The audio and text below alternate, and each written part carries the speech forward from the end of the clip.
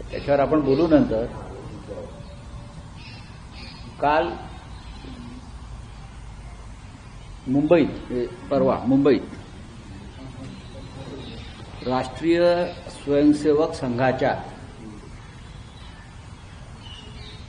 शताब्दी वर्ष सोहळ्यानिमित्त एक सांस्कृतिक वैचारिक कार्यक्रम पार पडला आणि सरसंघचालक डॉक्टर आदरणीय मोहनराव भागवत यांनी एका मोठ्या समुदायाला संबोधित केले. संघाची 100 वर्ष होणं ही आनंदाची गोष्ट आहे. ऐतिहासिक असेल, प्रेरणादायी असेल, पण आमच्यासाठी ही सदैव आनंदाची गोष्ट राहिली की संघासारखी एक संस्था सामाजिक सांस्कृतिक क्षेत्रामध्ये हिंदू संस्कृतीच्या रक्षणासाठी काम करते. पण तो संघाच नाही. काल आम्ही संघाच्या प्रमुखांचं भाषण ऐकलं. संघाच्या त्या कार्यक्रमाला अनेक लोक निमंत्रित केले होते. सिनेकलाकार, शास्त्रज्ञ, विविध क्षेत्रातले मान्यवर होते. त्यातले काही जे लोक होते त्यांना पाहिल्यावर ते आम्हाला धक्का बसला. भारतीय जनता पक्षाच्या आणि संघाच्या राष्ट्रभक्तीबद्दल म्हणजे किती ढोंग आणि पाखंड आहे. म्हणजे असं आहे की आम्ही पाहिलं की गायक अदनान सामी हा सरसंघ चालकांबरोबर बसून चहा पितो आहे किंवा काय ब्रेकफास्ट करतो आहे. काही जे असेल ते सरसंघ चालकांना कदाचित माहीत नसावं किंवा ज्यांनी हा कार्यक्रम आयोजित केला आणि निमंत्रणं दिली त्यांनाही माहीत नसावं की सरसंघ चालकांच्या बाजूला बसलेल्या अनेक व्यक्ती ह्या देशविरोधी कृत्यामध्ये सहभागी झालेल्या आहेत. अदनान सामीचे वडील अरशद खान हे पाकिस्तानच्या हवाई दलामध्ये पाकिस्तानच्या हवाई दलामध्ये होते. त्यांच्या एअरफोर्समध्ये होते आणि 1965च्या युद्धामध्ये भारत पाक युद्धामध्ये या अरशद खान यांनी भारतावरती बॉम्बिंग केलं होतं. पठाणकोटचा तळ उद्ध्वस्त केला होता. तो अदनान स्वामी सरसंघचालकांच्या बगलेत बसला होता. तुम्ही भारताला कोणती प्रेरणा देताय आणि कोणत्या इतिहासाचे धडे देताय. एक नटी होती बाजूला, ती म्हणली आय लव्ह भागवत, मला भागवत फार आवडतात. तिच्यावर आर्थिक अफरातफरीबद्दल लुकआउट नोटीस आहे आणि तिच्या नवऱ्यावरती पोर्न फिल्म लहान मुलांच्या F-16 प्रमाणे बनवल्याचा आरोपाने तुरुंगात होता. ही काय प्रेरणा आहे? असे असंख्य लोक तिकडे होते. कदाचित सरसंघ चालकांना हे माहीत नसेल की संघाचं चारित्र्य किती बिघडलेलं आहे. भारतावर हल्ला करणारे पाकिस्तानी, लुकआउट नोटीस असलेले नटवर हे सगळे नटनट्या, बँका बुडवणारे लोक, यांना बोलवून तुम्ही देशाला काय संदेश देताय. संघ पापावरती पांघरून घालण्याचा प्रयत्न करताय. तर आम्हाला संघाविषयी आदर आहे, प्रेम आहे, पण हे चित्र पाहिल्यावरती संघामुळे भाजपला आजचे दिन आले असं ते म्हणाले. पण देशाला आजचे दिन आलेले नाही. त्याला जबाबदार संघ आहे. त्याला जबाबदार संघ आहे. संघामुळे भाजपला अच्छे दिन आले, पण त्याच भाजपच्या सत्तेमुळे देशातले अच्छे दिन निघून गेले. हा देश अमेरिकेचा गुलाम झाला. याची जबाबदारी सरसंघ चालकांनी घ्यायला. ज्या पद्धतीनं ट्रेड डील झालेलं आहे, सरसंघ चालक असं म्हणत होते त्यांच्या लेक्चरमध्ये, आमच्या अटी आणि करार शर्तीवरती अशा प्रकारचे करार व्हायला पाहिजे, तसे झालेले नाही आहेत. प्रेसिडेंट ट्रम्पच्या अटी शर्तीवरती आम्ही शरणागती पत्करली.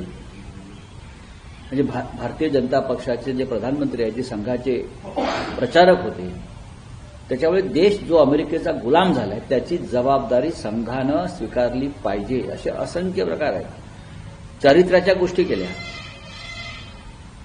गुणवान आणि गुणवंतामुळे देशात परिवर्तन होईल असं संघ चालक म्हटले, स्वागत आहे. पण देशभरातले सगळे भ्रष्टाचारी, गुन्हेगार, व्यभिचारी, बलात्कारी पक्षात घेऊन सत्ता आणणाऱ्यांमुळे देशात कोणतं सामाजिक परिवर्तन होणार आहे?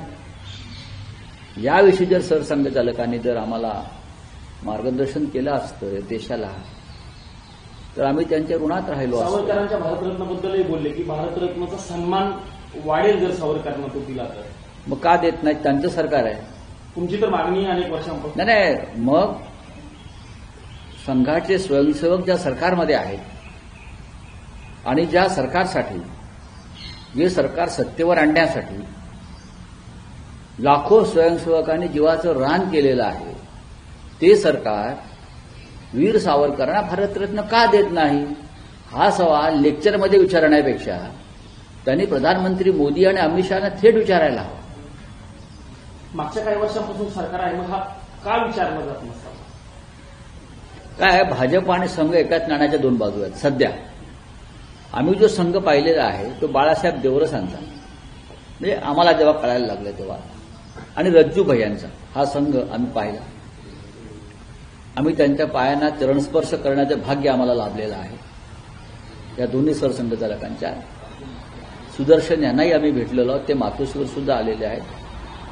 बाळासाहेब देवरसांना भेटण्यासाठी बाळासाहेब ठाकरेंबरोबर आम्ही अनेकदा गेलेलो आहोत मुंबईत. त्याच्यामुळे आम्ही जो संघ पाहिला, अनुभवला, तो आज दिसत नाही. हे कालच्या त्यांच्या संबोधनाच्या वेळेला जे लोक होते त्यांच्या आसपास, पाकिस्तानचे लुकआउट नोटीसवाले, जावेद अख्तरना बोलवल्याचं मला दिसत नाही. ते सुद्धा फार मोठे सामाजिक विचारवंत आहेत. जावेद अख्तर यांचे काका हे अंदमानमध्ये सावरकरांबरोबर काळ्यापणाची शिक्षा भोगत होते. हे बहुतेक माहीत नसेल. शाहरुख खानना बोलवलं नाही. शाहरुख खानचे आजोबा, बरं का, लेफ्टनंट जनरल शाहनवाज मला वाटतं त्यांचं नाव, हे नेताजी सुभाषचंद्र बोस यांच्या आझाद हिंद सैन्याचे सेनापती होते. हे सगळे राष्ट्रद्रोही आहेत त्यांच्या दृष्टीने. पण अदनान सामी वगैरे जे लोक आहेत, व ज्या नटनट्या ज्यांचं लुकआउट नोटीस आहे फ्रॉड आणि पॉर्न फिल्म्स बनवल्याबद्दल, हे संघ परिवाराच्या दृष्टीनं नवीन राष्ट्रभक्त आणि राष्ट्रवादी आहे. राऊत साहेब, तुम्ही आता ट्रेड डीलचा उल्लेख केला बोलताना, ट्विटही तुम्ही काही वेळापूर्वी त्या अनुषंगाने केलेलं आहे. पियुष गोयलांनी काल पत्रकार परिषद घेऊन स्पष्ट केलेलं आहे की शेतकऱ्यांना कुठलाही तोटा होणार नाहीये. ते खोटं बोलतायत. तुमच्याकडनं विरोधी पक्षाकडनं चुकीची माहिती. ते पियुष गोयल हे व्यापारी आहेत. ते व्यापारी आहेत आणि व्यापाऱ्यांवरती विश्वास ठेवता येत नाही. राऊत साहेब, दोन्ही राष्ट्रवादी एकत्र येण्याची मागच्या काही काळापासून चर्चा, तुम्ही म्हणाले होते की माझ्या कानावरती एकत्र येण्याची माहिती आलेली होती. सयाजी शिंदे जे अजित पवार यांच्या पक्षाचे नेते झालेले आहेत, काही दिवसापूर्वी त्यांनी प्रवेश केलाय, त्यांनी म्हटलं की माझ्यासमोरही एकदा अशा पद्धतीची चर्चा. ठीक है, महाराष्ट्र बोलो हिंदी में क्या है, बोलिए. सर, महाराष्ट्र, देखिए, कल परसों मुंबई में राष्ट्रीय स्वयंसेवक संघ को 100 साल जो हो गए, शताब्दी वर्ष है, उनके बारे में एक अच्छा कार्यक्रम हुआ नेहरू सेंटर में. और सरसंघ चालक मोहनराव भागवत जी ने समाज के बड़े तबके को, विविध क्षेत्र के मान्यवर आए थे, उनको संबोधित किया है. उसके बाद जो फोटो हमने देखे, हमने भी उनका भाषण सुना.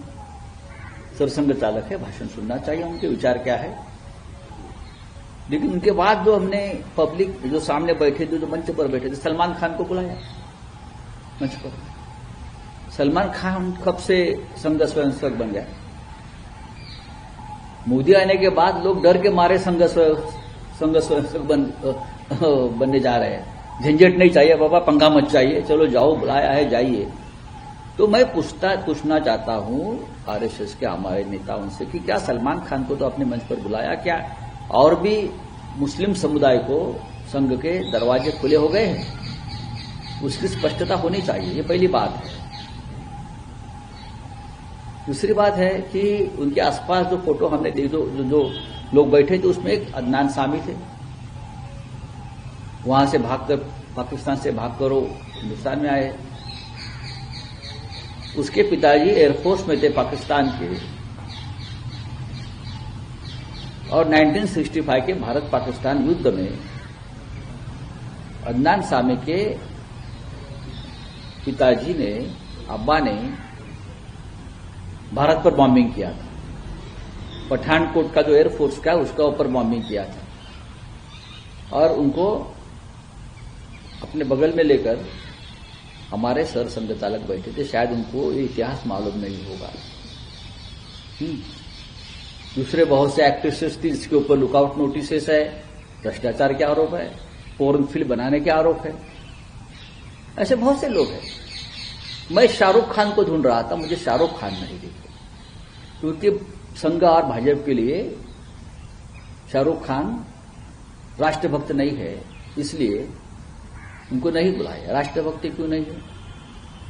उनके ग्रैंडफादर, लगता है लेफ्टिनेंट जनरल शाहनवाज खान, वो आजाद हिंद फौज के सेनापति रहे, तो उनका परिवार राष्ट्रभक्त है, देश के लिए कुर्बानी दी है। मुझे जावेद अख्तर जी भी नहीं दिखे। इतने बड़े बड़े लोगों को आपने बुलाया, जावेद अख्तर दिखने चाहिए थे।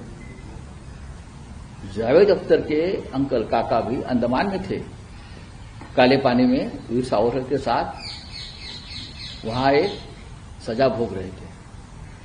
तो ये जो दुगलापन है, आप बताएंगे कौन राष्ट्रभक्त है, कौन राष्ट्रद्रोही है? ये जो पाखंड है, ये मुझे कल के उनके शताब्दी वर्ष के कार्यक्रम में दिखा। मोहनराव भागवत जी ने बहुत सी बातें की है, सामाजिक परिवर्तन की, चारित्र की। कौन सा चारित्र?